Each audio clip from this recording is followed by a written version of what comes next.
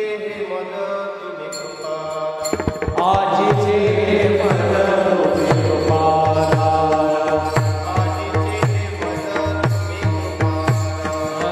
आजीचे मदत तुम्ही कृपा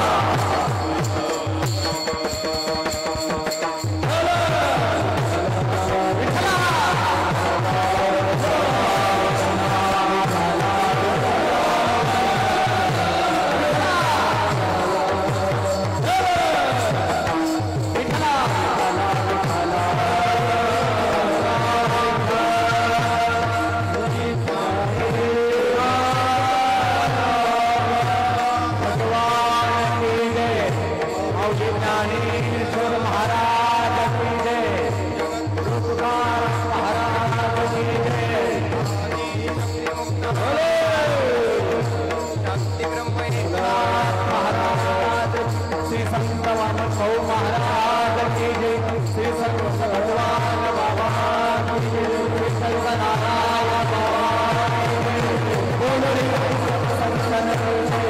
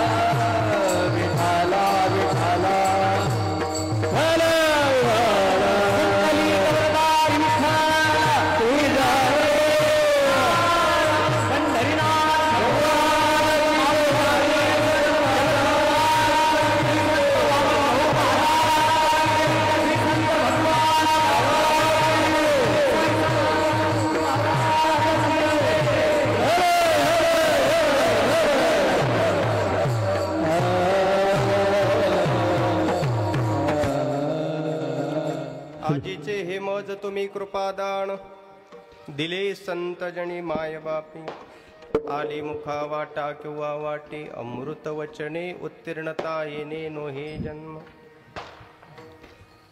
तुका म्हणे तुम्ही उदार कृपाळ शृंगारिले बाळ कवतुके आली मुखा वाटे अमृत वचने उत्तीर्णतायिने नो हि जन्म विभुं वेणुनादं तरन्तं दुरन्तं स्वयं लीलया गोपवेशं दधानं गवामृन्दकानन्दनं चारुहासं परब्रह्मलिङ्गं भजे पाण्डुरङ्गम् अलङ्कापुरी रम्य सिंहासनस्थं पदाम्भोज तेजस्फुरदिक्प्रदेशं विदिन्द्रादिदेवैः सदा स्तूयमानम् समाधिस्थमूर्तिं भजे ज्ञानदेवं जिहि आनिले हरिहर ब्रह्मदेवा स्वरूपी मेळविनियोगिया चांगदेवा तिहि गेलिये सी अवतार लीला नमस्कार माझा मुक्ताय भावलीला नमो ज्ञानेश्वरा नमो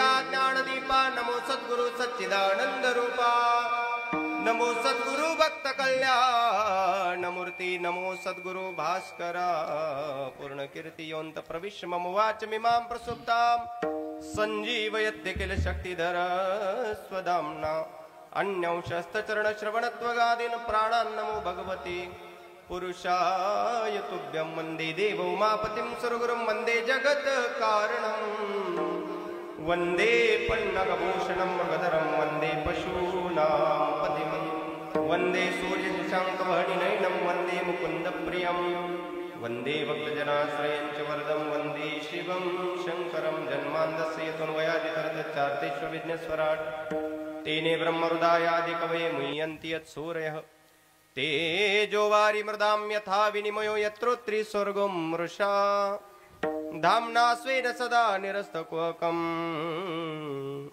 सत्यं परं धीमहि सत्यं परं धीमहि सेवे लागी सेवक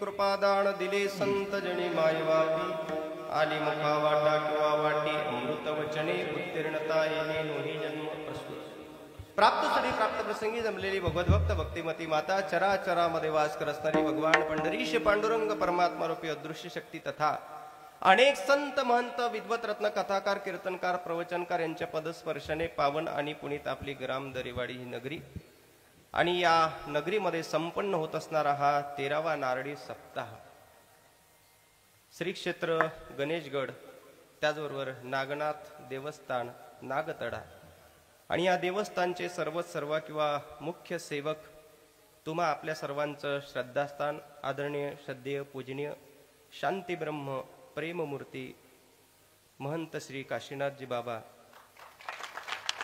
श्रद्धेय महाराजांच्या उत्तम अशा प्रकारच्या मार्गदर्शनामध्ये आणि पावन सानिध्यामध्ये संपन्न होत असणाऱ्या या नाम सप्ताहामधील चतुर्थ दिवशी कीर्तन रूपी सेवा भगवान पांडुरंगाच्या चरणी समर्पित करण्याचा योग माझ्यासारखा एका बालकाच्या वाटेला आलेला असल्यामुळे सेवेकरता निवडलेला अभंग देहूनिवासी श्रीमंत संत जगद्गुरु तुकोबर यांच्या गाथ्यातील 3 चरणाचा अभंग असून आपल्या श्रीगुरूच्या माध्यमातून प्राप्त झालेल्या कृपेचा स्वात्मानुभव म्हणजे आजचा अभंग विठ्ठल विठ्ठल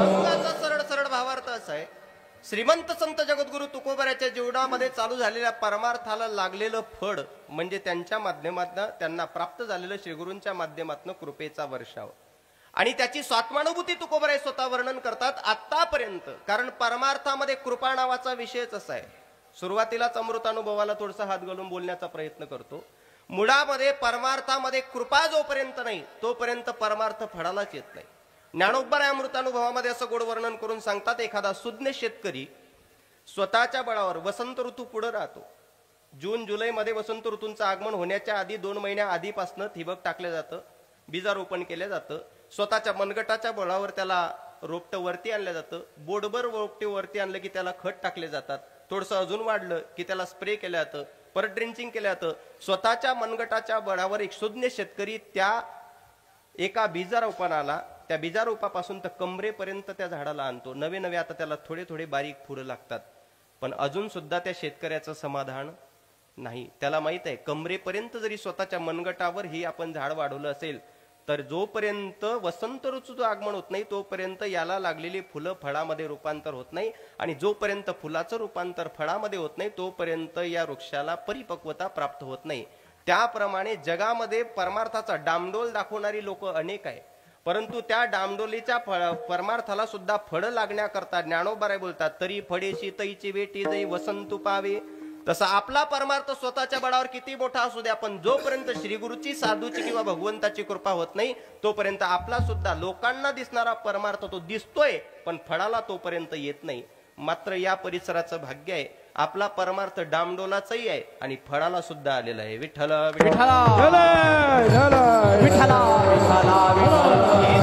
श्रीमंत संत तुकोबरायची सुद्धा आहे. तुकोबराय म्हणतात आम्ही अनेक कालखंडापासून प्रयत्नात होतो, पण आजीचे हे मज तुम्ही कृपादान, कृपेचं दान प्राप्त झालं. कुणाच्या माध्यमातून म्हटले, दिले संत जनी मायबापी.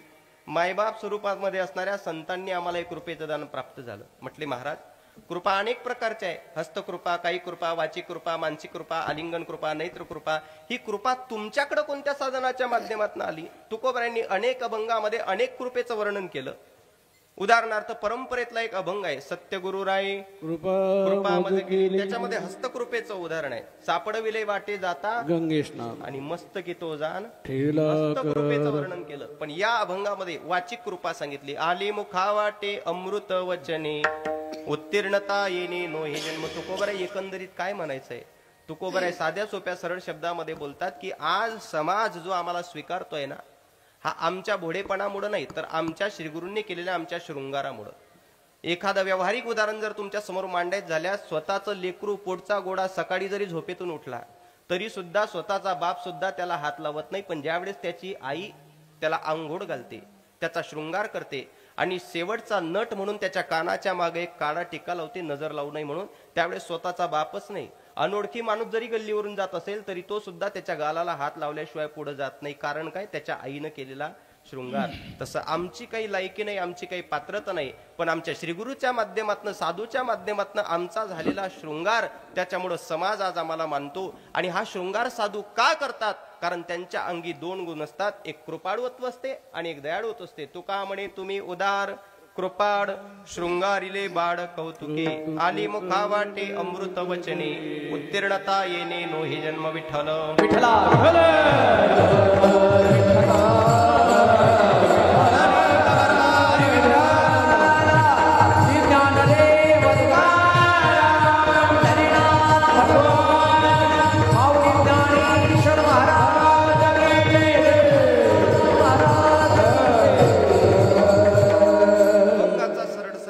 आपल्या समोर प्रतिपादन केला. अभंगावर सविस्तर चिंतन करण्यापूर्वी जरी आपल्याला माहित असेल तरी वक्त्याचं आद्य कर्तव्य म्हणून आमची पाठशाळा शिकवायची.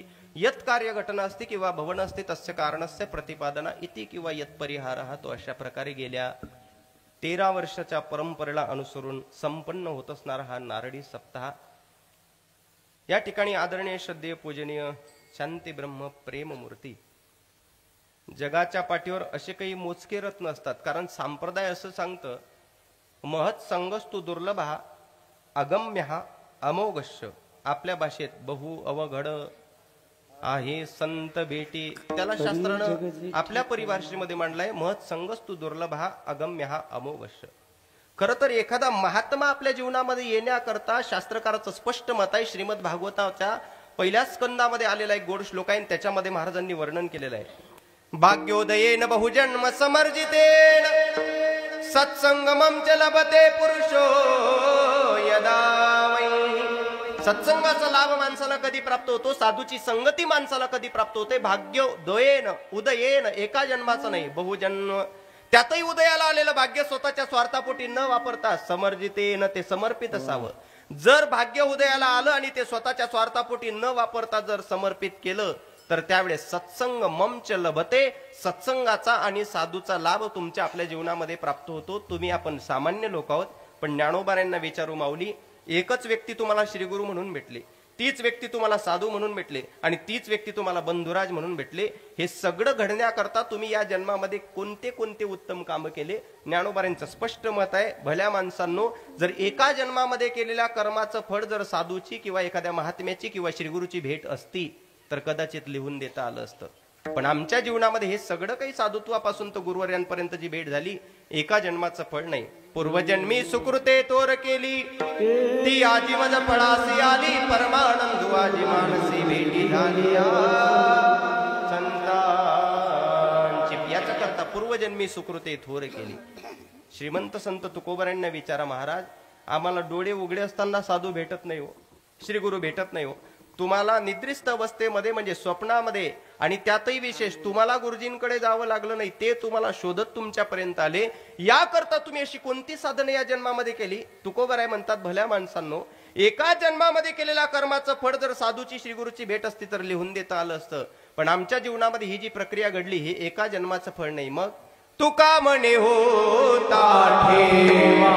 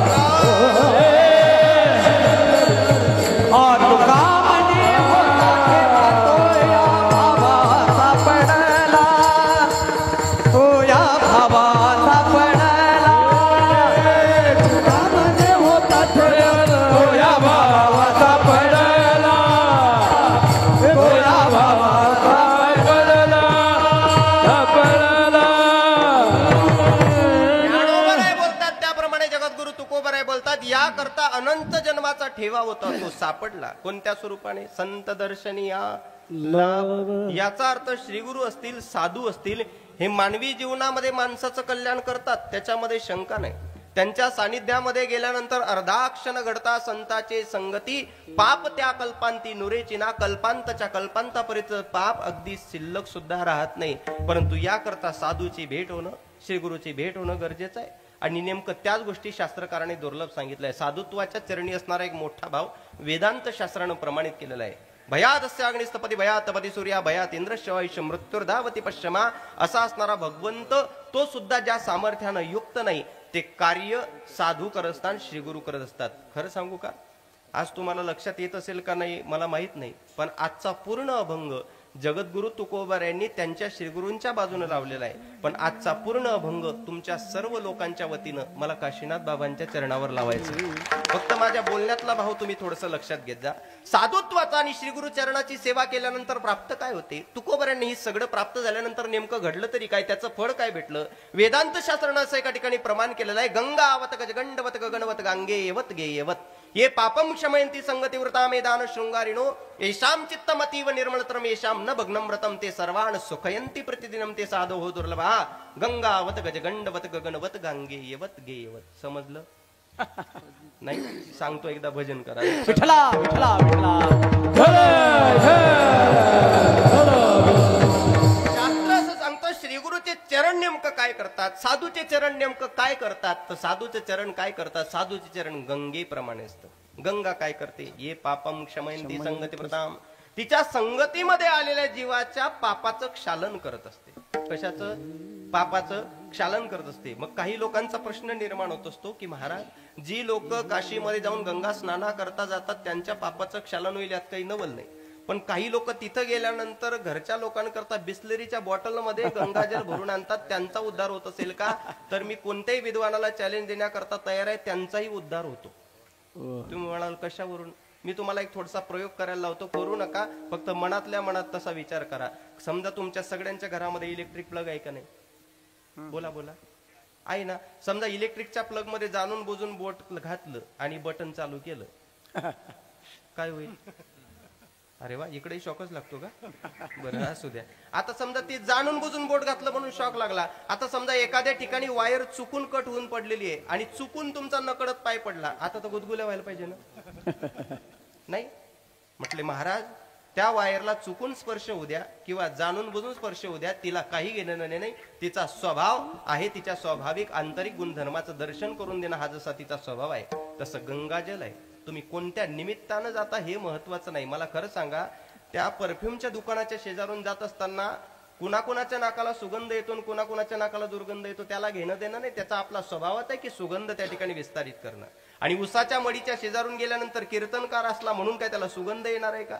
नाही. अगदी त्याप्रमाणे साधूच्या श्रीगुरूच्या चरणाजवळ ज्या वेळेस तुम्ही जात असताल ना, त्यावेळेस तुमची जबाबदारी तुम्हाला करण्याची गरज नाही. ज्याप्रमाणे विटेवरचा पांडुरंग परमात्मा मागे पुढे उभा राही सांभाळीत आलिया अगाध निवाराया. परत प्रश्न निर्माण होईल, महाराज तुम्ही श्रीगुरु सांगत होते आणि उदाहरण पांडुरंग परमात्म्याचं दिलं. एका बाजूनं देव आहे आणि एका बाजूनं गुरु आहे.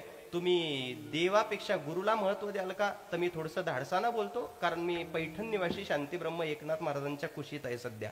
आणि नाथ बाबांनी एकनाथी भागवतामध्ये असं स्पष्ट वर्णन केलेलं आहे, गुरु म्हणे देवा समान परी देवासी याचेनी देवपण. गुरुला जर देवा समान म्हटलं ना, तर देवाचा देवपणा सुद्धा गुरूंमुळेच आहे, हे प्रत्येकाला स्वीकारावं लागेल. तुम्ही म्हणाल एखादं चांगलं उत्तम प्रमाण, गुरु हे स्वतःच स्वयं परब्रह्म आहे.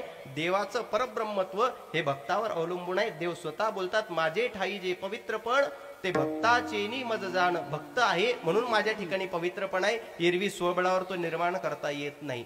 एक सुंदर अभंग आहे नाथांचा, सगळ्यांच्या पाठांतरातला आहे, पण शोकांतिका अशी आहे, तो फक्त कीर्तनाच्या सुरुवातीला असं लाऊडस्पीकरवर वाजवला जातो किंवा घरी सहज ऐकवला जातो, पण त्या अभंगातला भाव अजून कोणाला लक्षात आला नाही. ओमकार स्वरूपा सद्गुरु समर्था अनाथाच्या नाथा तुझ नमो,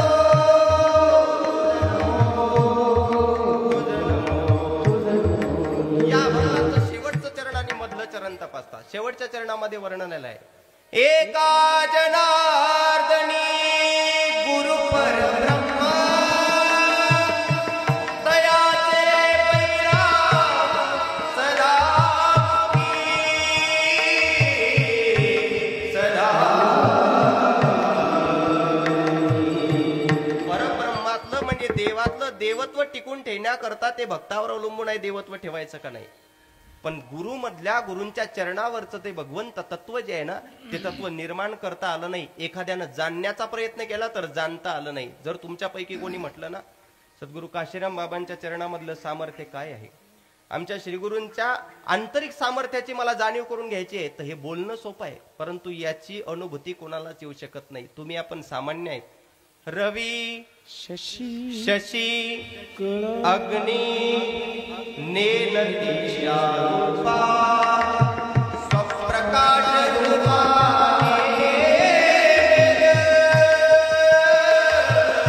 स्वप्रकाश रूपा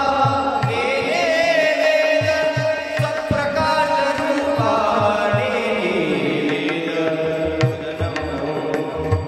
तुझ नमो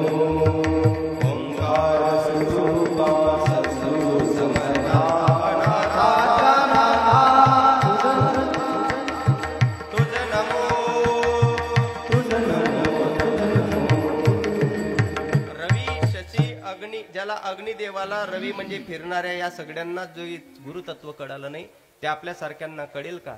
नाही कळणार. शास्त्र सांगतो मत संगोस्तु दुर्लभा अगम्या अमोघश्य.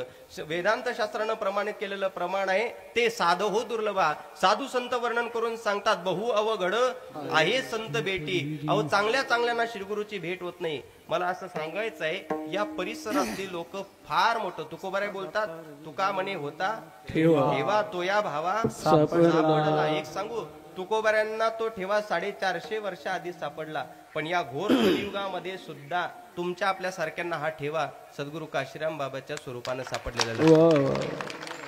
आणि ते या कलियुगामध्ये सापडणं एवढं सोपं नाही बरं का. परंतु ते जर आपल्याला तत्व सापडतायत, अहो साधू तत्वाची लक्षात घ्या, हा एवढा मोठा समाज जो जमा केलेला आहे ना, कशामुळं? बाबांच्या हरिपाठ प्रमाणामुळं, बाबाच्या काकडा प्रमाणामुळं, बाबाच्या कीर्तन प्रणालीमुळं नाही. बाबाच्या फक्त प्रसन्न चेहऱ्याच्या मुद्रेमुळे तुम्ही आपण सगळी लोक या ठिकाणी एकत्रित आले, लक्षात ठेवा. आणि प्रसन्न मुद्रा ही साधू तत्वाचं पहिलं लक्षण सांगितलेलं आहे. मोकळे मन रसाडवाणी याची गुणी संपन्न. या साधू तत्वाच्या ठिकाणी जो व्यस्त राहतो दादा, लक्षात ठेवा, त्याच्या जीवनामध्ये परिवर्तनाची घटिका येण्याकरता वेळ लागत नाही. ऐका, इथं तुम्ही आपण सगळी लोक जे बसलेलो आहेत ना, ती फक्त आणि फक्त कृपा प्राप्त करण्याकरता, साधूची श्रीगुरूची कृपा प्राप्त होण्याकरता. कृपेचं फळ काय? ज्ञानोबा आपल्या जीवनचरित्राचा उल्लेख करत असताना सांगतात की बाबांनो, तुम्ही आपण सामान्य लोक आहोत. ज्ञानोबाऱ्यांच्या जीवनचरित्रामध्ये ज्ञानोबाऱ्यांना बऱ्याचशा लोकांनी प्रश्न केला, माऊली आम्ही अत्यंत सामान्य लोक आहोत, पण तुम्ही हरिपाठ दिलाय, तुम्ही ग्रंथराज ज्ञानेश्वरी दिली आहे, तुम्ही अमृतानुभव दिले, तुम्ही नाना प्रकारचे ग्रंथ आम्हाला दिलेत, पण ज्ञानोबाराय एक प्रश्न विचारू का? म्हटले हो. ज्ञानोबाराय आम्हाला हे सगळं कुणाकडे तरी शिकावं लागतं. ज्ञानोबाराय तुमच्याविषयी प्रमाण वेदांत शास्त्रानं प्रमाणित केलेलं आहे. उपजताच ज्ञानी हे वर्म जाणोनी आले लोटांगणी चांगले. ज्ञानोबाराय काय म्हणतात माहित आहे? अहो आपल्यासारख्याच्या दर्शनाकरता एखादा माणूस आला तर लगेच आपण पाय जोडून उभं राहतो त्यांच्या समोर, पण ज्ञानोबारांच्या जीवनचरित्रातली नम्रता बघा. ज्ञानोबाराय म्हणतात, ऐका ऐका, आता मला म्हटले ते सगळं माझं आहे, पण यानंतर हे लेबल माझ्या नावावर तुम्ही लावू नका. त्या याचकांनी सहज प्रश्न केला, माऊली तुम्ही म्हणतायत हे तुमचं नाही? म्हटले हो, हे माझं नाही. ज्ञानोबाराय हरिपाठामध्ये स्पष्ट उल्लेख केलेला आहे, ज्ञानदेव सांगे ज्ञानदेव पुसे ज्ञानदेव म्हणे, आणि तुम्ही म्हणतायत हे माझं नाही. ज्ञानोबाराय म्हणतात, खरं सांगतो हे माझं नाही. मग हे आमच्या हातामध्ये कोणीतरी दिव्य तत्वज्ञान ठेवून दिलेलं, ही परंपरा चालत आलेली आहे. काय म्हणतात महाराज ऐका, ज्ञान गोड गम्य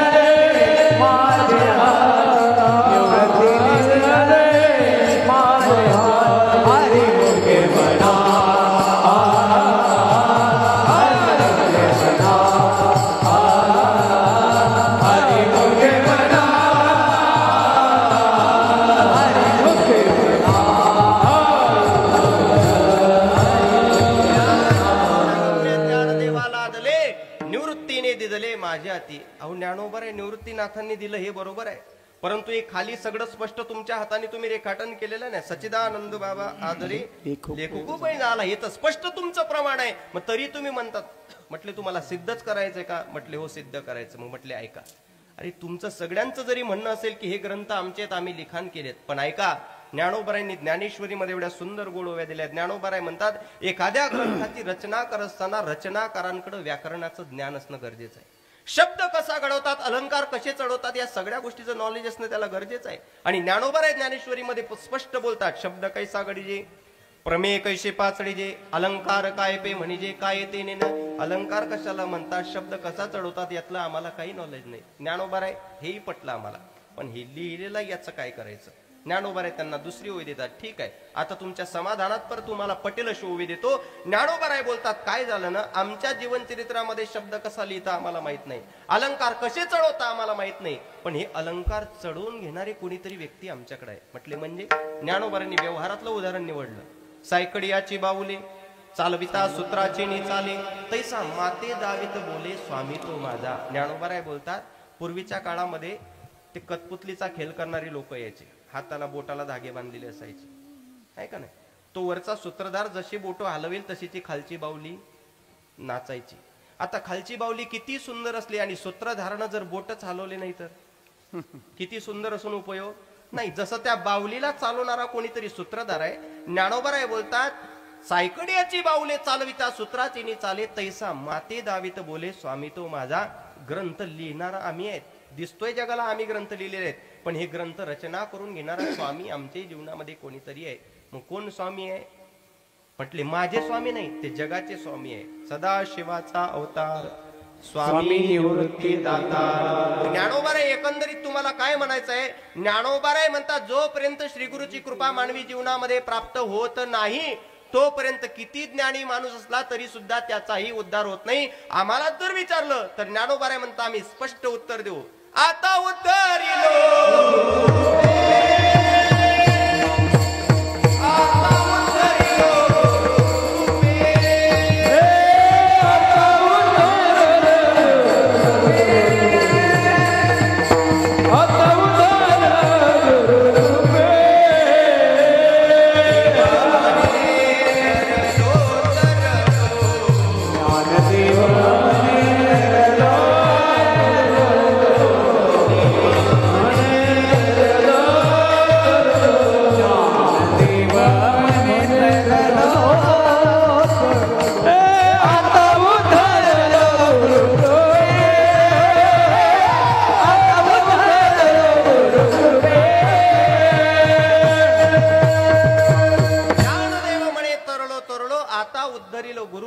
ज्या अर्थी ज्ञानोबाराय म्हणत असतील गुरु कृपेशिवाय मानवी जीवनाचा उद्धार होत नाही, त्या अर्थी हा तुकोबरायचा अभंग आहे.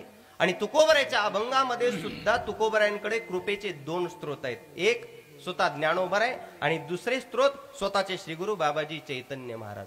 ज्ञानोबाराय का म्हटले तर ज्ञानोबाराय का म्हटले त्याचं एक कारण आहे. ज्ञानोबारायांकडे एक वेळेस धरणेकरी गेला होता, सर्वांना कथानक माहित आहे. पण ज्ञानोबारायने तो धरणेकरी तुकोबरायांकडे पाठवला होता.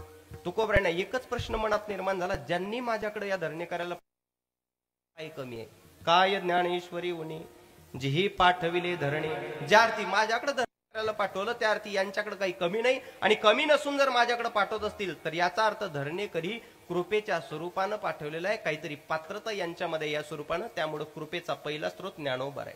आणि तुकोबरायच्या जीवनामध्ये कृपेचा दुसरा स्त्रोत जर कोणता असेल तर स्वतःचे श्रीगुरु बाबाजी चैतन्य. तुकोबराय या संप्रदायातले अगदी श्रीमंत साधू आहेत. काय? तुकोबराय या संप्रदायातले अत्यंत श्रीमंत साधू आहेत. का श्रीमंत म्हटलं माहित आहे? तुकोबरायच्या जीवनामध्ये पात्र नव्हतं, पण तुकोबरायच्या जीवनामध्ये पात्रतेनं त्यांचं जीवन युक्त होतं.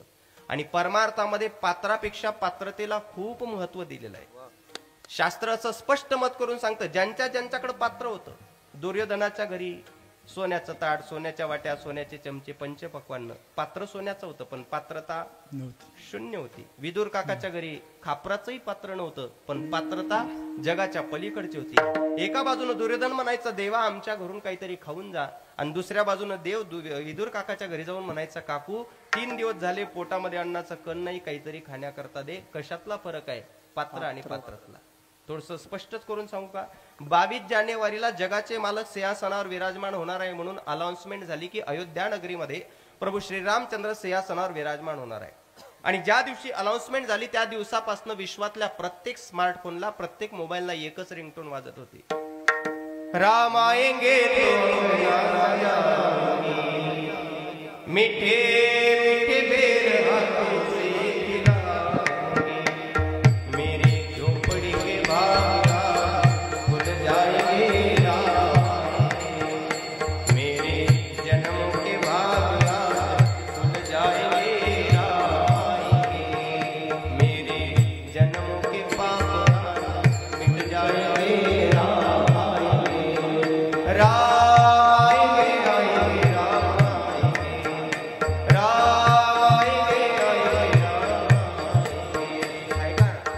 राम कथेमध्ये काय फक्त शबरी एकटच पात्र होतं का? शबरी एकटीच पात्र नव्हतं, अनेक पात्र होतं. पण बाकीच्या सगळ्या पात्रांमध्ये पात्र सोन्याचं होतं, परंतु शबरीच्या जीवनचरित्रामध्ये खापराचंही पात्र नव्हतं, पण पात्रता जगाच्या पलीकडची होती. एक सांगू का मी तुम्हाला बोलून तोपर्यंत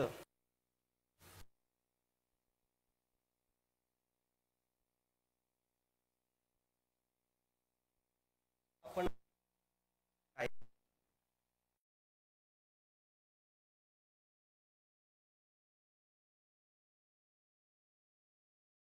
एकाच मंडपामध्ये एकाच गुरुभर हस्ताखाली उपस्थित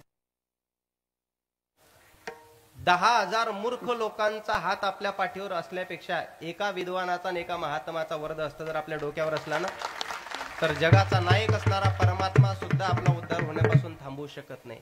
ऐसियाचा पदर धरा जेने देव येईल घरा, ऐशा पदराचे धनी साधू संत ऋषी मुनी. आणि शास्त्र असं सांगतं, साधू संत ऋषी मुनीच्या सानिध्यामध्ये गेल्यानंतर एखादा अनाधिकारी माणूस जर परमार्थामध्ये अधिकारी बनत असेल, तर त्या साधूच्या किंवा श्री गुरुच्या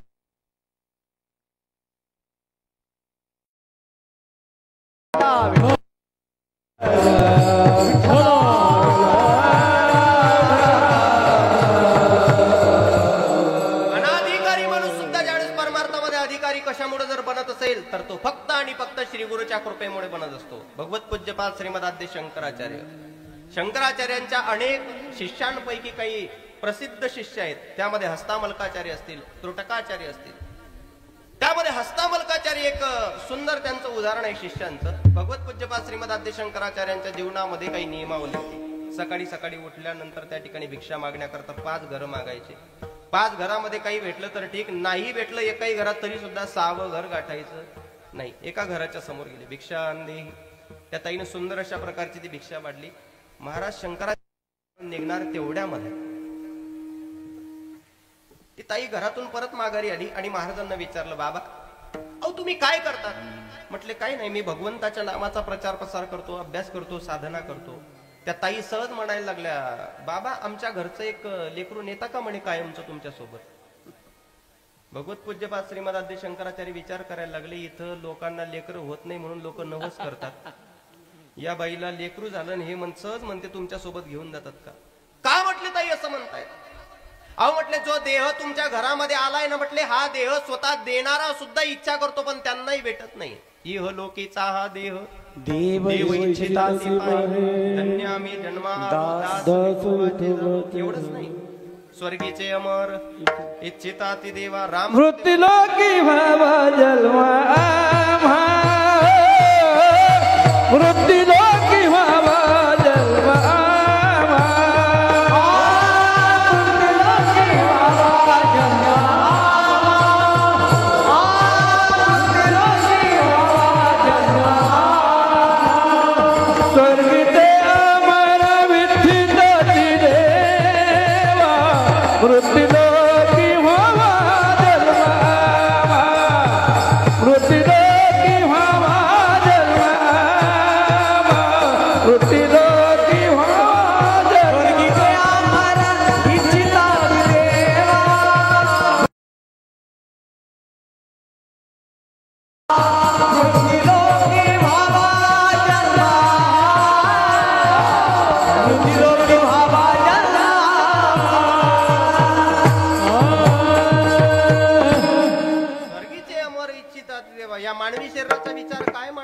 रामकथेमध्ये एवढं सुंदर वर्णन आलेलं आहे.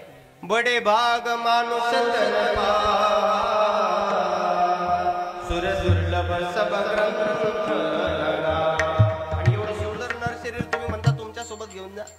ते ताई म्हणायला लागल्या, बाबा तुमचं म्हणणं सगळं, पण हे बाळ जेव्हापासून जन्माला आलं तेव्हापासून जडमूड अवस्थेत आहे. म्हटले म्हणजे हे जन्माला आलं तेव्हापासून हसतही नाही, रडतही नाही. एकदा जर लाईटाला पाहायला बसलं तर 14-14 तास नुसतं, 12-12 तास नुसतं लाईटच पाहत बसतं, काहीच कोणतीच प्रक्रिया. अहो म्हटले एखादं सामान्य लेकरू म्हटले बाबा किमान नाही तर जन्माला येताना तरी रडतं, नाही रडलं तर लोक त्याला मारून मारून का होईना रडवतात, याला मारलं तरी रडायला तयार नाही, हसायलाही तयार नाही. म्हटले जडमूड अवस्थेतले आणाबर लेकराला. शंकराचार्यांचा आदेश म्हणून त्या ताईंनी ते लेकराला आणलं आणि महाराजांच्या हातामध्ये त्या लेकराला टेकवल्या. ते लेकरू आता महाराजांच्या डोळ्यामध्ये बघतंय. कृपेचे 3 प्रकार सांगितले, कायिक कृपा, वाचिक कृपा मानसिक कृपा. त्याच्यामध्ये काही कृपेचे अजून 3 प्रकार पडतात, हस्तकृपा, आलिंगन कृपा आणि नेत्र कृपा. आता त्यातलं नेत्र कृपेचं उदाहरण तुमच्या समोर मांडतोय.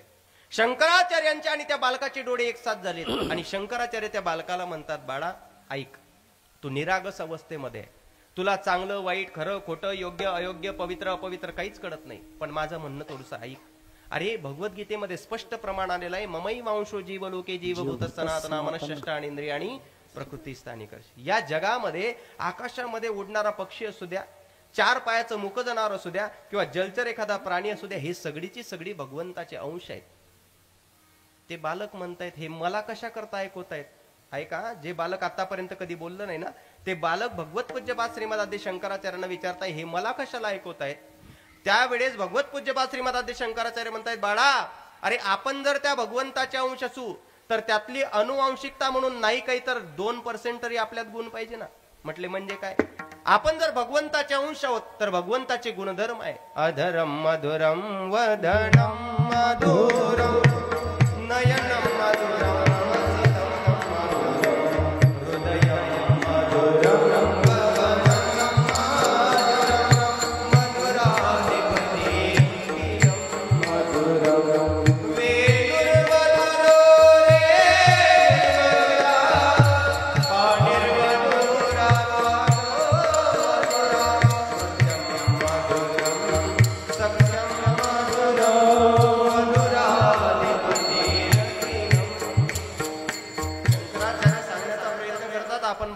अंश आहेत. आणि भगवंताविषयी वर्णन करत असताना शास्त्रकारांनी त्याच्या डोळ्यापासून तर गालापर्यंत पूर्णेंदु सुंदर मुखादरविंद नेत्रात त्याच्या प्रसन्नतेचं वर्णन केलेलं आहे. आणि आपण जर त्याच्या अंश आहोत तर नाही काही तर 2% प्रसन्नता आपल्या चेहऱ्यावर पाहिजे का? मला कधी कधी वाईट वाटतं या गोष्टीचं. महाराज, गावामधली लोक 70 वर्ष झाली टाळ वाजवतात. किती वर्ष? 70 वर्ष झाली टाळ वाजवतात. आणि 70 वर्षाआधी ते तसेच होते आणि 70 वर्षानंतरही ते तसेच आहे. नेमकं टाळ वाजून परिवर्तन काय झालं हा चिकित्सेचा प्रश्न आहे. आमचे श्रीगुरु भाऊ खूप सुंदर वर्णन करायचे. एखाद्या जीवनामध्ये, मानवी जीवनामध्ये परिवर्तन घडण्याकरता परमार्थ आहे. परमार्थ या शब्दाचा अर्थच परिवर्तन होत असतो. तुकोबरायचा एक सुंदर अभंग आहे, पिकलिया शिंदे करूपन गेले शेरणी. तुमच्याकडे शेरणी एवढी असते बघा, नाही का? एवढी. आता थोडस मला थोडीशी चर्चा करायची आहे, फक्त उत्तर द्या. शेरणीच म्हणता ना इकडे? ती शेरणी कच्ची असली की तिचा रंग कसा असतो? बोला बोला. हिरवा. त्याची चव कडू. ती कडक का नरम? कडक. कडक. कोण? शेरणी. बरोबर. ती कच्ची असताना तिला जर वेलापासून तोडण्याचा प्रयत्न केला, ती तुटते का वेला सकट हातात येते? वेला सकट हातात येते. कोण? शेरणी. बरोबर. आता ती शेरणी पिकली, तिचा रंग पिवळा, तिची चव गोड. आता ती नरम. कोण? शेरणी. बरोबर. आता ती पिकल्यानंतर तिला वेलापासून तोडावं लागतं. कधी स्वतः वेलाला सोडते? स्वतः वेलाला सोडते. पण कधी? पिकल्यावर. कोण? शेरणी. काय करते? स्वतः वेलाला सोडते. पण कधी? पिकल्यावर. कोण? शेरणी. काय करते? म्हणा महाराज, ती शेरणी आहे. तिला किती पिकू द्या, किती गोड होऊ द्या, किती रंग बदलू द्या, किती वेलाला सोडू द्या, आम्ही किती पिकलो तरी नाही जमलं का? अहो, परमार्थ हा तेवढ्या करताच आहे. तुकोबराय बोलतात, आमच्या अंगी सुद्धा परमार्थाच्या सुरुवातीच्या वाटचालीमध्ये कडवटपणा होता. ज्या ज्या वेळेस आम्ही समाजामध्ये जायचो आणि लोकांना म्हणायचो उठा जागे वारे, आम्ही ज्या ज्या वेळेस लोकांना जागे करण्याचा करता जायचो, लोक यायचे नाही. आम्ही या समाजाकरता पराकाष्ठा केली. या लोकांना मंदिरात येण्याकरता वेळ नाही म्हणून मंदिरातला देव डोक्यावर घेतला आणि त्यांच्या दारादारापर्यंत नेला. देव घ्या, कोणी देव घ्या, कोणी ऐता आला. पण एवढं सांगूनही ज्यावेळेस लोकांनी ऐकलं नाही, त्यावेळेस कुठेतरी एकदा फक्त चुकून चुकीचा शब्द आलो, किती सांगू तरी न ऐकती. मग एकांतामध्ये भंडारा डोंगर गाठला आणि नंतर चिंतन केलं. ज्या वाणीनं फक्त भगवंताचं भजन चिंतन मनन करायचं, त्या वाणीला एवढा चुकीचा शब्द आला तरी कसा? मग भंडारा डोंगर गाठला आणि एकच काम केलं, बोलावा विठ्ठल, पहावा विठ्ठल, करावा विठ्ठल, जीव भावे. आणि तिथे त्या त्यांच्या भजनाची पराकाष्ठ झाली आणि परिवर्तन झालं आणि महाराजांना भगवंताची प्राप्ती झाल्यानंतर आलेली स्वात्मानुभूती महाराज बोलतात, पिकली आ शेंदे आता तो कडवटपणा गेला, काम क्रोध लोभ निमाले ठाईचे अवघी आनंदाची सृष्टी. ते सांगायचं फार गरजेचं आहे. भगवंताचा स्वभाव आहे. भगवत पूज्यपाद श्रीमदादेश असल्यामुळे भगवंताचे 2% तरी गुण आपल्यामध्ये असणं गरजेचं आहे. भगवंत पूर्णेंदू सुंदर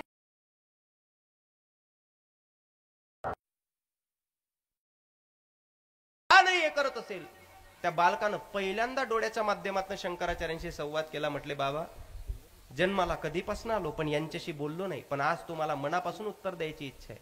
म्हटले, ऐका, तुमचे 2 प्रश्न आहे ना, का हसत नाही, का रडत नाही. तुमचा पहिला प्रश्न आहे, तू का हसत नाही. माझ्या पहिल्या प्रश्नाचं उत्तर मी तुम्हाला तुमच्या प्रश्नामधूनच देतो. बाबा तुम्ही म्हणताय ना का हसत नाही, मला तुम्ही सांगा, ज्या घरात मी जन्माला आलो या घरातल्या लोकांमध्ये अशी कोणती क्वालिटी आहे की मी यांच्याकडे पाहून हसायला पाहिजे. काय हे श्री क्षेत्र गणेशगडाची हातून यांना माळ घातली गेली. काही एकादशीचं व्रत करतात, काही आषाढीचं व्रत करतात, की पायीवारी करतात. जर यांच्यामध्ये कोणताच गुणधर्म नसेल तर यांच्याकडे पाहून मी कशा करतात. तुमचं म्हणणं बालक रडतं तरी तू रडत का नाही. म्हटले, बाबा जन्माला आलो तेव्हापासून मी निरीक्षण करतोय, जन्माला आलो तेव्हापासून या घरामध्ये किरकिरच चालू होती. सकाळी उठल्यापासून किरकिर चालू होते तर रात्रीच्या झोपेपर्यंत यांच्या रडगाराने चालूच होते.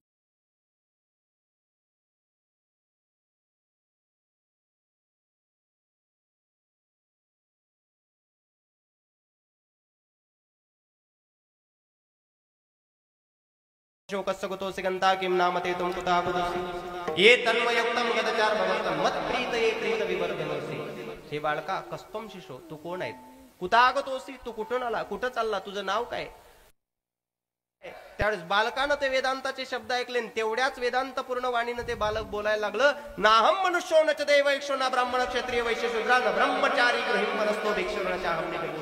बाबा ऐका, मी ब्राह्मण नाही, क्षत्रिय नाही, वैश्य नाही, शूद्र नाही, मी भगवंताचं स्वरूप तत्वामध्ये चिदात्म स्वरूपामध्ये राहणारा त्यांचा एक अंश आहे. न बोलणारं जडमूड अवस्थेतलं बालक सुद्धा वेदांत बोलायला लागलं. कशामुळे माहित आहे, फक्त भगवत पूज्यपाद श्रीमदाद्य शंकराचार्यांची त्याच्यावर झालेली नैत्र कृपा. विठ्ठल विठ्ठल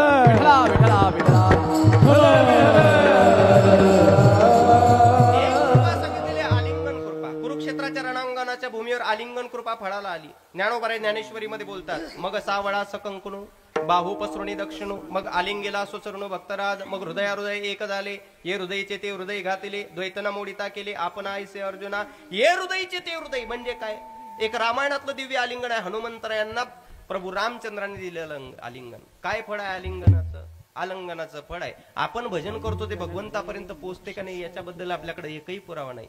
पण आलिंगन दान दिल्यानंतर पासून केलेलं हनुमंतरायांनी भजन ते याबद्दलचा खुलासा बाबा करतात. तुम भजन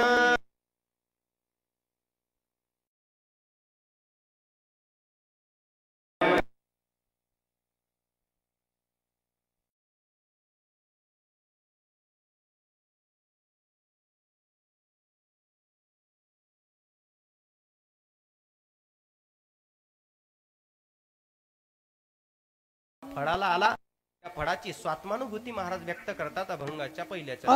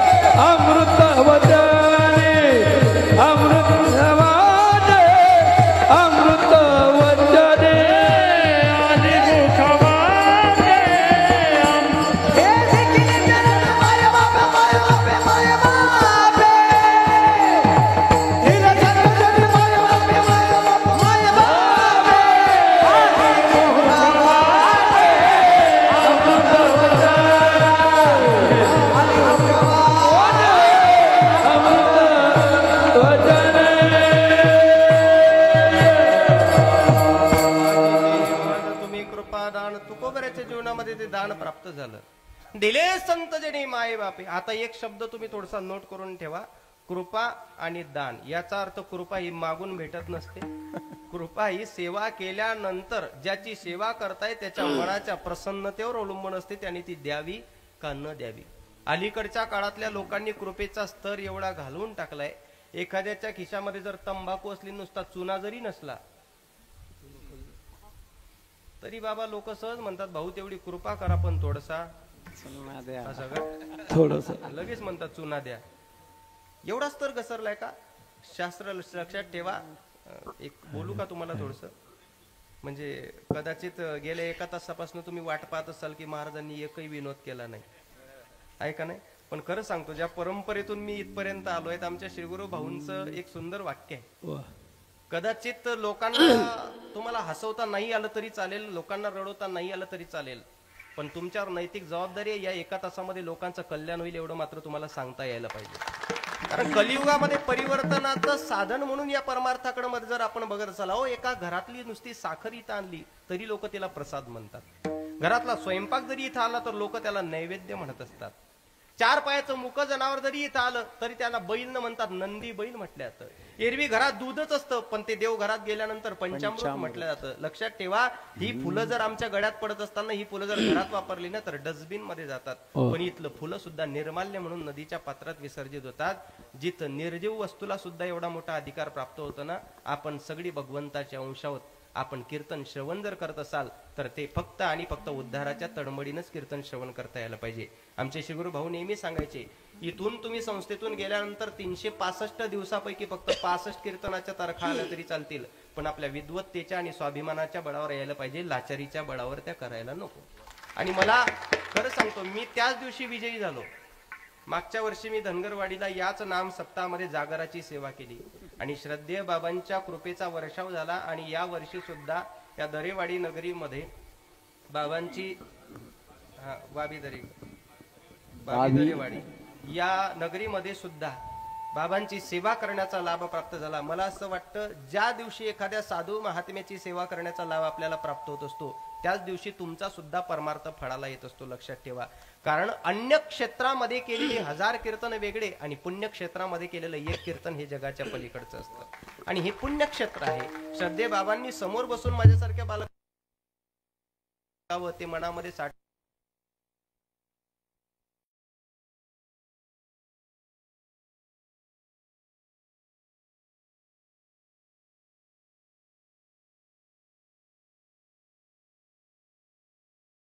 वारकरी संप्रदाय असा श्रीमंत संप्रदाय, इथं मोठ्या झाडाच्या खाली जरी लहान झाड लावलं तरी सुद्धा ते फळाला येताना इथंच आपल्याला दिसत असतं. लक्षात, आम्ही आळंदी क्षेत्रामध्ये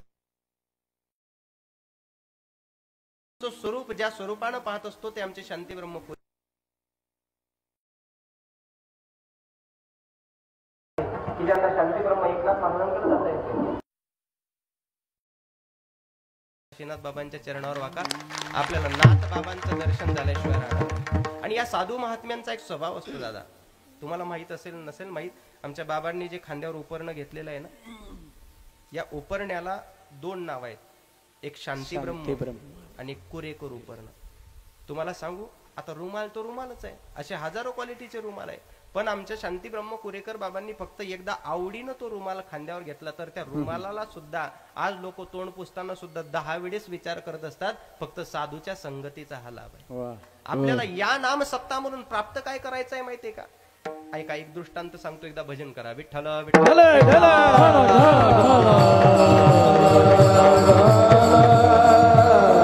एका माणसावर एक जबाबदारी होती, रोज त्याला बागेतली फुलं तोडायची आणि भगवंताच्या चरणावर अर्पण करायची, ही त्याच्यावर जबाबदारी होती. रोज फुलं तोडायची, भगवंताच्या चरणावर अर्पण करायची, ही जबाबदारी होती. रोज फुलं तोडायची, भगवंताच्या चरणावर अर्पण करायची, ही त्याच्यावर नैतिक जबाबदारी होती. एक वेळेस बागेत जात असताना तो कटोरी त्या फुलाची घरी विसरला. काय करावं, घरी जाऊन येण्यापुरता वेळ नाही. मग तो बागेमध्ये गेला आणि बागेत गेल्यानंतर काय केलं, फुलं तर न्यावेच लागतील म्हणून खांद्यावरचं उपरणं काढलं, त्याच्यामध्ये सगळी फुलं एकत्रित केली आणि ती फुलं एकत्रित केल्यानंतर त्याची गाठ बांधली, म्हणजे गाठोडी केली. नंतर मंदिरामध्ये गेला, भगवंताच्या चरणावर फुलं अर्पण केली, रुमाल झटकला, खांद्यावर घेतला. तो व्यक्ती घरापर्यंत आला, ज्यावेळेस ते शर्ट त्यानं सदरा काढून ठेवला, रुमाल आपल्या घरामध्ये अडकून ठेवला, त्याची धर्मपत्नी आली, त्याने ते शर्ट धुण्याकरता घेतलं, रुमाल सुद्धा धुण्याकरता घेतला. त्याच अर्धांगीनं सहज कौतुकानं प्रश्न विचारला, मालक आज या रुमालाचा सुगंधित वास येतोय हो. मालकानं सहज उत्तर देऊन टाकलं, अगं भगवंताच्या चरणावर फुलं अर्पण करण्याची जबाबदारी माझ्याकडे आहे ना. म्हटले हो, पण आज मी फुलाची कटोरी घरीच विसरलो, म्हणून परिणामी या रुमालामध्ये मला ही फुलं गोळा करावी लागली. फुलं तर त्या ठिकाणी देवाच्या चरणावर अर्पण करण्याच्या जागेवर पोहोचून गेली, पण त्या रुमालाला गोळा करत असणारा लागलेला सुगंध तो मात्र अजूनही याच्यामध्ये दरवळतोय. 8 दिवसाचा नाम सप्ताह इथून तुमच्याकडून करून घेणारा व्यक्ती तुम्ही स्वतः आहात. ज्या वेळेस ते फुलं म्हणजे इथून केलेलं चिंतन हे तुम्ही पांडुरंगाच्या चरणावर तुम्ही अर्पण कराल, पण इथला सुगंध जो आहे ना, तो सुगंध म्हणजे महंत काशीनाथ बाबा हे लक्षात ठेवा. आणि हा सुगंध तुमच्या जीवनाला ज्या ज्या वेळेस तुम्हाला तेवत ठेवेल ना, त्या त्यावेळेस तुम्हाला परत परत संप्रदायामध्ये आनंदाने या ठिकाणी अनुभूती येत राहील आणि या ठिकाणी सहभागी होण्याची इच्छा होत राहील. ऐका, तुकोबाराय बोलतात, आजीचे हे मज तुम्ही कृपादान. कृपा हे दानामध्ये मोडत असतं. शास्त्र असं सांगतं, एक तुकोबारायचं प्रमाण आहे, कृपा दान केले संती कल्पांतरी. शास्त्र असं सांगतं, हे मानवी जीवनामध्ये दान जर संतांच्या माध्यमातून झालं तर हे कुठंच संपत नाही. मग तुकोबारायच्या जीवनामध्ये दान प्राप्त झालं कुठं? म्हटले स्वप्नामध्ये. बाबाजीने स्वप्नी येवणी तुकयाला अनुग्रह दिला. म्हटले महाराज आम्ही सुद्धा टाळ वाजवता वाजवता 50 वर्ष आले, आम्हाला श्रीगुरु का भेटत नाही? आणि तुकोबारायांना भेटतात ते स्वप्नामध्ये आणि स्वतः जाऊन भेटतात. त्याचं कारण काय? मी आधीच बोलून गेलो तुम्हाला, पात्र आणि पात्रता या दोन्ही गोष्टीला परमार्थामध्ये खूप महत्व सांगितलेलं आहे, खूप महत्व सांगितलंय. उदाहरणार्थ तुम्ही आपण वारी करतो का नाही? वारी करत असताना आपली अनेक साधनं असतात. मागच्या वर्षी एक बाबा होते माझ्यासोबत वारीला, या वर्षी त्यांची दुसरी वारी होती, म्हणजे त्याच्या आधीच्या वर्षी पहिली, ही वारी दुसरी होती. मी सहज म्हटलं, बाबा एरवी आम्ही कथा कीर्तनाला गेल्यानंतर आषाढी वारी जवळ जशी जशी यायला लागते तसं तसं आम्ही प्रचाराला लागतो. म्हणजे कोणत्या? पंढरी शेजारे. बऱ्याचशा लोकांच्या मनात भाव येते, तसंही घरी आपलं काही चालत नाही. महाराजांच्या मागे जर गेलं तर महाराज कीर्तनाला आले तेव्हा घ्यायला 8-10 लोक असतात, महाराज जायला लागले तर सोडायला 8-10 लोक असतात. आपणही महाराजांच्या सोबत जाऊ, पण त्यांना हे माहित नसते वारी इथं गाणं वेगळं आणि वारीमध्ये चालणं वेगळं. पहिले सुरुवातीचे 5-6 दिवस खूप चांगले वाटतात, कारण 2 तास चालणारा काकडा हा वारीमध्ये 2-2 वाजेपर्यंत चालतो, आहे का नाही? एकच अभंग पण विस्तार. आता कोठे विलंबित त्या ठिकाणी सगळं चालू असते, तिथलं सुख काहीतरी वेगळंच आहे. पण ज्यावेळेस 5-6 दिवस निघून जातात ना, मग मांड्या आणि पोटरका सुजायला सुरुवात होते. मग जो विश्वास ठेवून आलेला असतो ना, तो मनातल्या मनात शिव्या देतो. कोणाला? मनानं तुम्हाला, ज्याच्यावर विश्वास ठेवला त्याला. बरं, पंढरपूर येईपर्यंत शिव्या चालू असतात. पंढरपूर येईपर्यंत कुठं बुद्धी सुचली याच्या मागे आलो, कुठं बुद्धी शिजली याच्या मागे आलो. पण एक सांगू, पंढरपूरमध्ये एकदा का तो जीव पोहोचला, गुडगाभर चंद्रभागीच्या पाण्यामध्ये गेला, शिव्या देणाऱ्याच्या मुखाला शब्द येतात, भाग गेला अवघा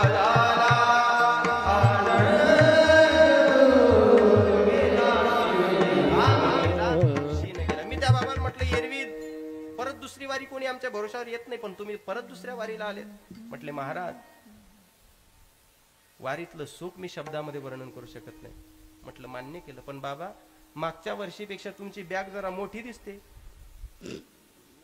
म्हटले महाराज या वर्षी 4 रिकाम्या गोण्या आणल्या म्हणे युरियाच्या. म्हटलं रिकाम्या त्या कशासाठी? म्हटले मागच्या वर्षी अनुभव नव्हता, रस्त्यानं पाणी लागलं, सगळी लोक घोंगडी करत डोक्यावर घेत ज्ञानोबा तुकाराम, मी ओलं होतो, अनुभव नव्हता, त्याच्यामुळे 4 आणले. म्हटलं 4 कशा करता? म्हटले रस्त्यानं पाऊस लागला, एक घोंगडी काढायची डोक्यावर घ्यायची ज्ञानोबा तुकाराम. म्हटलं मान्य आहे, पण दुसरी म्हणे कपड्याची बॅग ओली होणे त्याच्या करता. म्हटलं तेही मान्य आहे. तिसरी म्हणे मुक्कामाच्या ठिकाणी चिखल असला तर अंथरून पांघरुणाच्या आधी ती टाकण्याकरता. म्हटलं तेही मान्य आहे. चौथी म्हणे रस्त्यानं जर कोणी बिस्किटचे पुढे वाटलेच ते त्याच्या करता. म्हटलं तेही मान्य आहे. आता हे कोणाचं चांगलं आहे? हे कोणाचं चाललंय? हे आपलं चाललंय. आता महाराजांना विचारू, महाराज तुम्हाला स्वप्नामध्ये येऊन आणि स्वतः येऊन भेट दिली याचं कारण काय? कारण तुकोबाराय ही वारकरी होते, आपणही वारकरी आहोत, पण तुकोबारायची वारी ही समर्पणाची होती. घरून निघल्यानंतर फक्त एकच काम होतं, बेटी लागे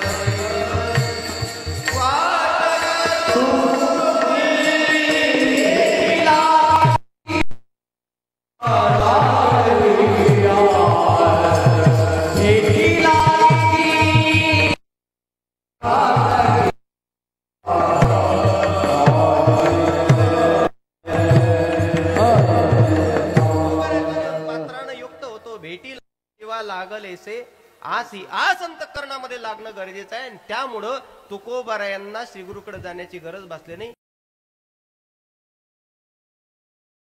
तुम्ही कृपादान दिली संतजनी कधी झाली अकृपेता अंगीकार तुका म्हणी वर्ष झाला आणि तुको लागले उजडले भाग्य आता अवघी चिंता निर्माण झाला. आजीचे हिमज तुम्ही कृपादान दिले संतजनी माई बाप पण उत्तर भंगाच्या दुसऱ्या मुखा वाटे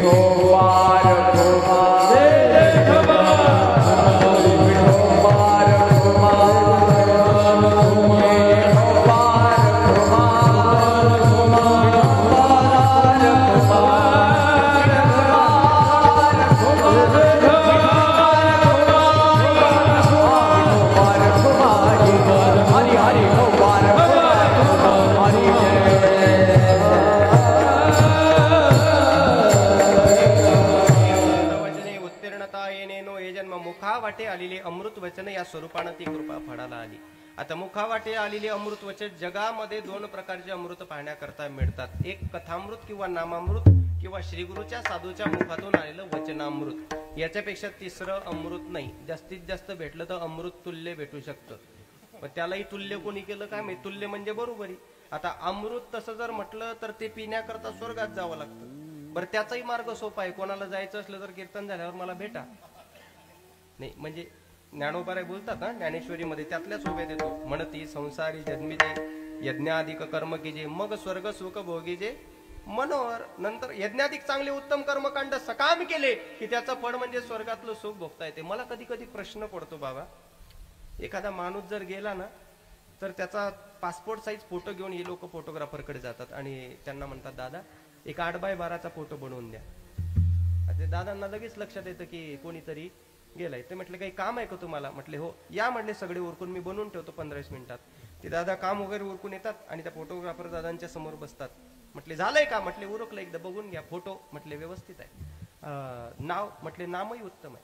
ते फोटोग्राफर दादा सहज म्हणतात फोटो चांगला आहे नाव उत्तम आहे. त्या नावाच्या आधी मी थोडासा स्पेस ठेवून ठेवला आहे. म्हटले काय लिहू इथे? तो याचक म्हणतो काय म्हणजे? नाही म्हणे 3 ऑप्शन आहे, म्हणजे वैकुंठवासी लिहू का स्वर्गवासी लिहू का कैलासवासी. आता मला सांगा जाणाऱ्याला कुठं पाठवायचं हे 2 जण ठरवतील का? नाही, मग कोण ठरव?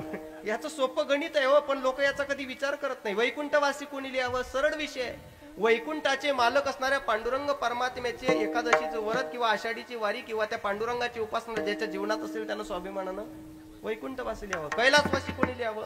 कैलासाचे मालक असणाऱ्या देवादिदेव महादेवाची उपासना ज्याच्या जीवनात आहे त्यांनी कैलासवासी लिहावं. स्वर्गवासी कोणी लिहावं? देवावर विश्वास नाही तरी घर बांधलं म्हणजे सकाम कर्मकांड म्हणून सत्यनारायणाची पूजा आयोजित करतो त्यानं स्वाभिमानानं स्वर्गवासी लिहावं. तुम्ही म्हणाल ज्याचा सप्त्याशी देवाशी वारीशी संबंध नाही त्यांनी स्वाभिमानानं नरकवासी लिहावं. आपलं स्पष्ट मत आहे, कारण लिहून सुद्धा तो तिथे पोहोचणार नाही. ऐका, आली मुखा वाटे अमृत वचने. अमृत 2 आहेत, एक भगवंताचं नामामृत कथामृत. तेही काही लोक इथे येऊन सुद्धा प्राशन करण्याचे अधिकारी ठरत नाही का? कीर्तनी बैसता निद्रे नागणीले मन माझे गुंतले, मन माझे गुंतले विषय सुख विषय सुख अमृताहुनी गोड नाम तुझे देवा, नाम तुझे देवा जीवे गोड 3 अक्षरांचा, जीवे गोड 3 अक्षरांचा रस अमृत जयासी फिके पुढे. हे एक शास्त्रकार सांगतात नामामृत कथामृत आहे. आणि दुसरं अमृत आहे आली मुखा वाटे अमृत वचने. या अमृत वचनानं काय झालं तुकाराम महाराज स्पष्ट उल्लेख करून सांगतात, कृपया केली संत जनी, कृपया केली संत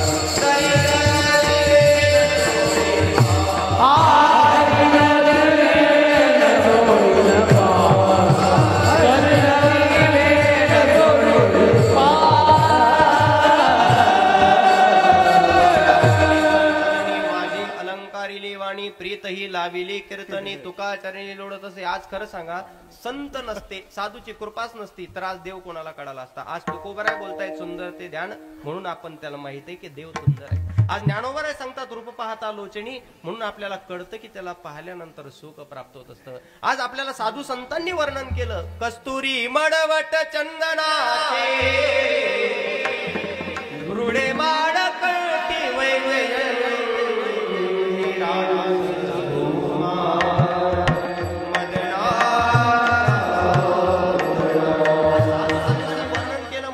माहित आहे. नाहीतर स्वतःच्या घरातले प्रश्न माणसाला सोडवता येत नाही, त्याला अध्यात्मातले प्रश्न सोडवता येत असतील. आज खरं सांगू तुम्हाला म्हणतं काशीनाथ बाबांसारख्यांची आपल्याला गरज काय? त्याचं कारणच असं आहे आपल्याला व्यावहारिक अडचणी सोडवता येत नाही, पारमार्थिक अडचणी सोडवण्याकरता बाबांसारख्यांची गरज आहे. शास्त्राचं असं एक प्रमाण आहे श्रुती विभिन्ना स्मृतयस्य भिन्ना नैको मुनिरेस्य वच प्रमाणम धर्मस्य तत्वम निहितो गुहायाम महाजनोयेन गतस्य पंथा. एखाद्या शैक्षणिक फील्ड मधला माणूस किती PhD होल्डर होऊ द्या कितीही तत्वज्ञानामध्ये त्याची PhD असू द्या, पण त्यानं जर म्हटलं मी माझ्या स्वतःच्या बुद्धिमत्ताच्या बळावर या अध्यात्मातले प्रश्न सोडवू शकतो, तर स्वामी विवेकानंद एका ठिकाणी बोलतात, half knowledge is always dangerous for our life. अपूर्ण ज्ञान माणसाच्या जीवनाला धोकादायक असतं. जाऊ दे, मी तुम्हाला काही प्रश्न करतो. उच्चिष्टम शिवनिर्माल्यम वमनम शवकर्पटम काकविष्टा समत्पन्ना. मला खरं सांगा, उष्ट अन्न पवित्र असतं का अपवित्र? बोला पटपट, माझ्याकडे मोजून 5 मिनिटं राहिले. चांगलं चांगलं घेऊन जा. अपवित्र, बरोबर. ओमेटिंग, उलटी द्वारे तयार झालेला पदार्थ जर खायला दिला तुम्हाला, पवित्र का अपवित्र? प्रेताच्या अंगावरचं वस्त्र जर काढून वापरायला दिलं, पवित्र का अपवित्र? नक्की. कावड्याच्या विष्ठेतून तयार झालेले पदार्थ अपवित्र का पवित्र? अपवित्र. आता सगळं अपवित्रच आहे. आम्हालाही सांगण्याच्या आधी आम्ही सगळं अपवित्रच म्हणत होतो. अभ्यास झाल्यानंतर कळालं की हे पवित्र कसं आहे. आता उच्चिष्टम जर अपवित्र म्हटलं तर खरं सांगा, आज तुम्ही आपण देवाला अभ्यंग स्नान करण्याकरता दुग्धोदक स्नानम समर्पयामी दुधाचा वापर करतो. त्याला जर आपण पंचामृत म्हणाल तर खरं सांगा, गेल्या गाय दूध देते का? नाही. आधी कोणाला वासराला बाबा 2 मिनिटं का होईना सोडावं लागते. याचा अर्थ ती उच्चिष्टम आहे, तरी सुद्धा पवित्र झालं का? शेवटी सांगतो. ओमिटिंग, उलटीद्वारे तयार झालेले पदार्थ पवित्र का अपवित्र? मध असतं ना, मध देवाला अभ्यंग स्नान घालतात. ते मध तयार होण्याची प्रक्रिया आहे. ते मधमाशी बाहेरून जेवढ्या वेळेस उडवत येते ना, घरट्यामध्ये बसते ना, त्या घरट्यातला सगळा रस पिते आणि जाण्याच्या आधी पूर्ण उलटी करून घरात टाकून ठेवते. परत तो बाहेरचा जो मकरंद आणते ना, जे परागकण आणते ना, ते त्याच्यामध्ये मिश्रित होण्याकरता परत ते सगळं पिते, उलटी करून टाकून ठेवते. ती जेवढ्या वेळेस उलटी करणार तेवढी त्याला स्निग्धता प्राप्त होते. अपवित्र म्हणाल तर पंचामृतात दुसरा नंबर बरोबर आहे. प्रेताच्या अंगावरचं वस्त्र काढून वापरणं अपवित्र म्हणाल तर पांडुरंगाला जो शुद्ध रेशीमाचा पितांबर परिधान करवला जातो, तो कशापासून तयार होतो? ती अडी स्वतःच्या लाडेभोवती, स्वतःच्या भोवती ती डबी बनवत असते. रेशीमची डबी ज्याला म्हणतो. ते कंपनीची लोक येतात, ती डबी नेतात, डबी फोडतात, आतमधली अडी म्हणजे त्या प्रेताला बाहेर टाकतात, त्या डबीला बनवतात. कासे, सोनसडा, पांडुरे, पाटडा, घननीड, सावडा, बाई. अपवित्र म्हणाल तर इथं देवाला तो परिधान. आणि काकविष्टा समत्पन्ना, ह्या ज्या माग महिला वर्ग बसलेला आहे ना, यांचा वर्षातला एक महत्वाचा सण असतो, वट सावित्री पौर्णिमा. सुंदर शृंगार करतात, ताट घेतात, फळं घेतात, दक्षिणा घेतात, त्या वडाच्या झाडाजवळ जातात, त्याला पूजन करतात, दक्षिणा देतात, गर गर गर गर गर गर गर गर फिरून त्याला तो धागा बांधतात आणि शेवटी हात जोडून त्याला नम्रतेनं म्हणतात वडापाव. वडापाव म्हणजे वडा आम्ही तुला शरण आलो, तू आम्हाला पाव. मला सांगा, तो वड आणि पिंपळ शास्त्रानं नमूद केलेला आहे, तो फक्त आणि फक्त कावड्याच्या विष्ठेतूनच तयार झालेला आहे. या सगळ्या गोष्टी अपवित्र आहे, पण पवित्र झाल्या कशामुळं? अंगीकार ज्याचा केला नारायणे, अंगीकार ज्याचा केला नारायणे,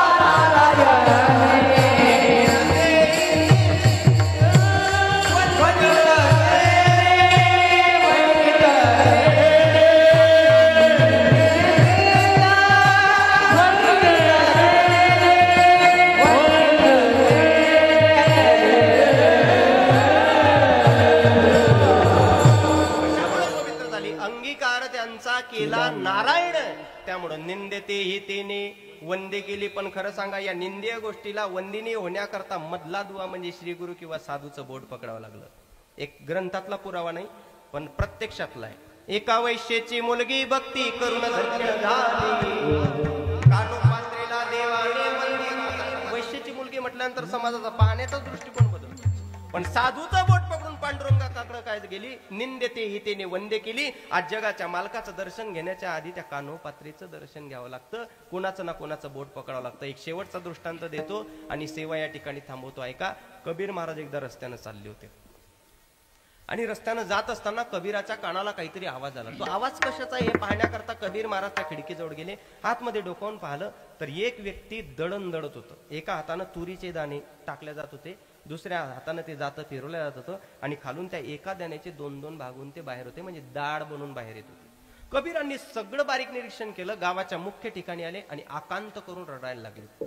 त्यावेळेस काही सुज्ञ लोक एकत्रित आले आणि ते सुज्ञ लोक म्हणायला लागले, महाराज अहो, तुम्ही ज्यावेळेस दोह्यांची निर्मिती केली, तुमच्या दोह्यांच्या माध्यमातून आमच्यात परिवर्तन झालं, आज तुम्ही स्वतः रडताय. म्हटले काय कारण आहे?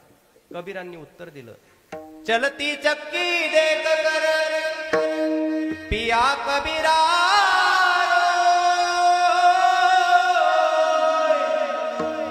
दो पाटन के बीच में सावध बचान कोय कभी या दोन्ही पाट्यामध्ये मी निरीक्षण करतोय, जाणारा एकही दाना सावध होत नाही हो.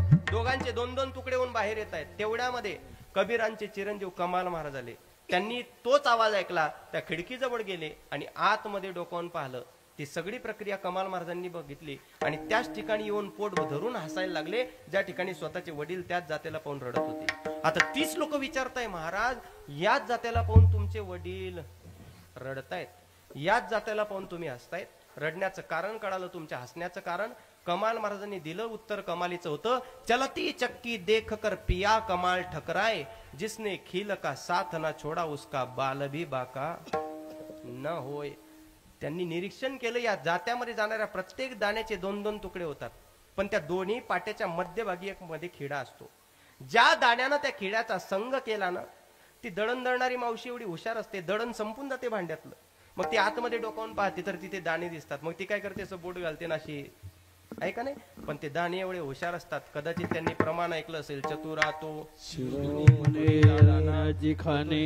त्यांनी प्रमाण ऐकलं असेल. आपणही चतुरपणा करू. ते बोट फिरवलं ना की दाणे त्या बोटाच्या पुढे फिरतात. शेवटी मावशी कंटाळून जाते, वरचा पाटा काढून टाकते, दाढ वेगळी करते आणि दाणे वेगळे करते. आता कमाल महाराज का हसत होते? कमाल महाराजांचं चिंतन कमालीचं आहे. कमाल महाराज म्हणतात, रात्रंदिवस फिरणारे जात म्हणजे संसार आहे, त्याच्यामध्ये पडणारे दाणे म्हणजे तुम्ही ममई वांशू टाकणारा व्यक्ती म्हणजे जगन नियंता परमात्मा आपल्या कर्मस्वरूपाने टाकतो.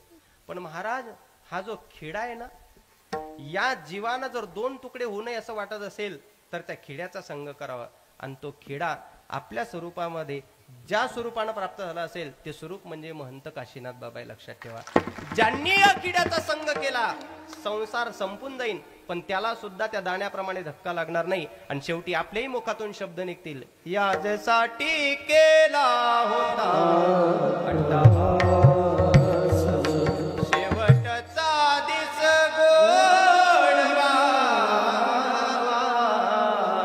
गोड बाबा. म्हणजे नेमका काय? माणसाचं मरण गोड नाही. अहो, माणसाचं मरण कसंही असू द्या, पण त्या अवस्थेमध्ये त्याच्या अंतःकरणात चित्ताची अवस्था, ही जी माळ आहे ना आपल्या गडामध्ये, शिवमहापुराणाने वर्णन केलेले हे माळ वृंदा होती, वृंदा जालंधराची पत्नी. परंतु भगवंताच्या कार्याकरता स्वतः समर्पण करून टाकलं आणि जगाच्या मालकानं दुसऱ्या अवतारामध्ये त्या तुळशीला वर दिला. जगत कल्याणाकरता तू आपलं सर्वस्व समर्पित करून टाकलं ना, मी तुला वर देतो. यानंतर जो कोणी तुझ्या माध्यमातून माझ्यापर्यंत येईल, मी त्याच्या मागच्या पुढच्या कर्माचा विचार न करता सरळ त्याचा स्वीकार करेल. म्हणून अजूनही समाजात नियम आहे, ज्यानं एकही बुधवार रिकामा जाऊ दिला नाही, लोक त्याच्याही तोंडात तुळशीचं पान घालतात. ही खालची बाजू नाही, हे संप्रदायातली स्वाभिमानाची बाजू आहे की आमचा भगवंत कृपा सिंधू दया सिंधू तेवढ्या करताय त्या तुळशीला वर दिलाय. एखादं ताट जरी असेल, ते नैवेद्याचं ताट देत असताना तुळशी पत्र ठेवून आम्ही भगवंताच्या समोर ठेवतो. भगवंताचा वर आहे, मी याच्या मागच्या पुढच्या चुकीच्या कर्माचा विचार न करता त्याला स्वीकारील. तसं मानवी जीवनामध्ये प्राप्तता जर काही करायची असेल तर लक्षात ठेवा, कधी ना कधी कोणाचं ना कोणाचं बोट पकडावं लागतं. ज्ञानोबारे बोलतात, अगाऊ जो वाटा चालावे नाही तरी पायी ते शिनवावे, आडरानाने धावावे तरी तेचे. आणि एक वाक्य सांगू का, योग्य वेळेला जर योग्य माणसाचा हात हातात पकडता आला नाही तर आयुष्यभर चुकीच्या लोकांची पाय चाटायची वेळ आपल्यावर येत असते. आणि तुमच्याकडे गोड संधी होती, तुम्ही त्या संधीचा फायदा केला आणि योग्य वेळेला महंत बाबांचं बोट पकडलं. आता तुमच्या जीवन चरित्राला कोणी कलंक लावू शकत नाही. लक्षात ठेवा, जगाच्या पाठीवरचं उत्तम कर्म म्हणजे नेमकं काय? बरं, परमार्थ म्हणजे नेमकं काय हो? परमार्थ हरिपाठ पाठ केला, परमार्थ सगळं पाठ केलं, सगळं पाठ केलं हे परमार्थच आहे. पण हे पाठ करूनही जर जीवनचरित्र बदलत नसेल तर त्याला परमार्थ म्हणता येत नाही. मी संप्रदायामध्ये असे कितीतरी लोक पाहत असतो, ऐका, जगाच्या पाठीवर असे कितीतरी लोक आहेत, सगळं पाठ आहे, सगळं पाठ आहे, पण रस्त्यानं चालत असताना एखादा प्रसन्न माणूस जर तुमच्यामुळे नाराज होत असेल तर तुमच्यासारखा नास्तिक जगाच्या पाठीवर दुसरा कोणी नाही. आणि काहीच पाठांतर नाही, पण तुमच्यामुळे एखादा नाराज माणूस जर प्रसन्न होत असेल तर तुमच्यासारखा सांप्रदायिक माणूस या जगाच्या पाठीवर कोणीच नाही. आणि महंत काशीनाथ बाबांकडे तुम्ही कधी बघा, दुःखी माणूस सुद्धा त्यांच्या चेहऱ्याकडे पाहून प्रसन्न होत असतो. मला वाटतं या परिसरातलं वैभव आहे. स्वर्गवासी गोपीनाथजी मुंडे साहेबांचा हा परिसर आहे, बरोबर ना? जगाच्या पाठीवर एक कर्म असं असायला पाहिजे, कुछ नाम करके जाना, दुनिया में आने वालों कुछ नाम करके जाना, नाम करके जाना, अच्छा काम करके जाना. एक व्यक्तिमत्वाचा महाराजांचा फोटो या पत्रिकेवर असणं म्हणजे महाराजांना दिलेला जो जन्म आहे तो जन्म सार्थकी गेला नाही. तुकोबाराय म्हणतात आमच्या जीवनामध्ये आम्हाला कुरवाडलं, कृपाळत्वानं कुरवाडलं आणि आज आमचा शृंगार झाला अभंगाचं शेवटचं चरण. तुका म्हणे तुम्ही उदार कृपाळ, तुका म्हणे तुम्ही उदार कृपाळ, तुका म्हणे तुम्ही उदार कृपाळ, तुका म्हणे तुम्ही उदार कृपाळ. शृंगारिले बाळ कवतुके,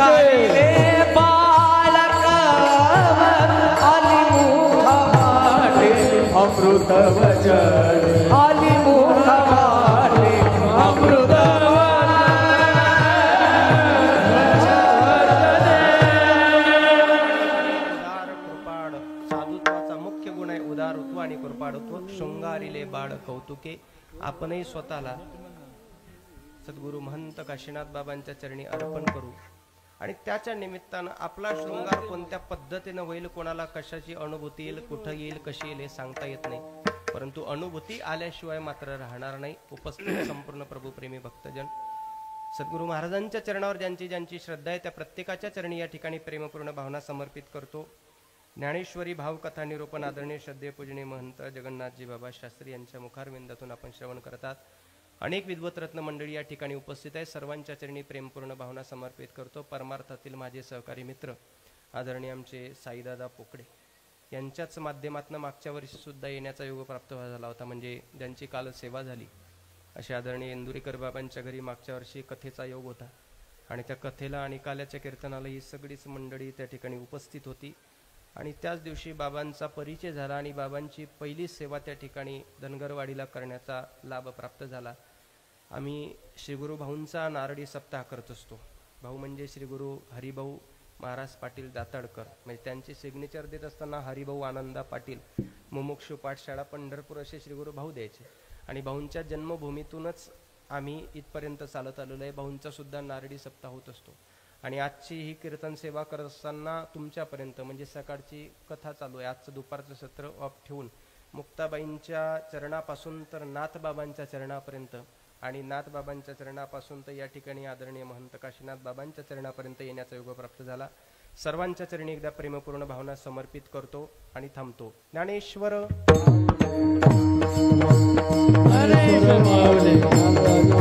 ज्ञानेश्वर माऊली ऐका सर्व भाविक भाविकांना विनंती आहे, उठू नका. बाबांची विनंती आहे, सर्वांनी जागेवरती जागेवर बसा, बसायचं. 2 मिनिटं. महंत काशीनाथ बाबांचा शब्द आपण मोडू नका. दर दिवस आपण चुका करताय. खाली बसा, सर्वांना विनंती आहे. अगदी सूचना झाल्याच्या नंतर आपण सर्वांनी विटायचं आहे. अगदी सर्वांनी, माता भगिनींना विनंती, आपण सर्वांनी खाली बसावं. चल. या 13व्या नारळी सप्ताहामध्ये आज 4थ्या दिवसाची ज्यांची अतिशय अमृततुल्य अशी सेवा झाली असे हरिभक्तपरायण मंगेश महाराज दाताळकर यांचे ग्रामस्थांच्या वतीने प्रथमतः मनपूर्वक असे आभार मानतो. त्याचबरोबर उद्याच्याला सकाळी हरिभक्तपरायण महंत अशोक महाराज थोरे गोविंदगड हातोला यांचं सकाळी 9 ते 11 जाहीर असं हरिकीर्तन होईल. त्याचबरोबर संध्याकाळी रात्री 9 ते 11 हरिभक्तपरायण उमेश महाराज दशरथे यांचं कीर्तन होईल. त्या कीर्तनाचा सर्वांनी लाभ घ्यायचा आहे. त्याचबरोबर दुपारी 2 ते 5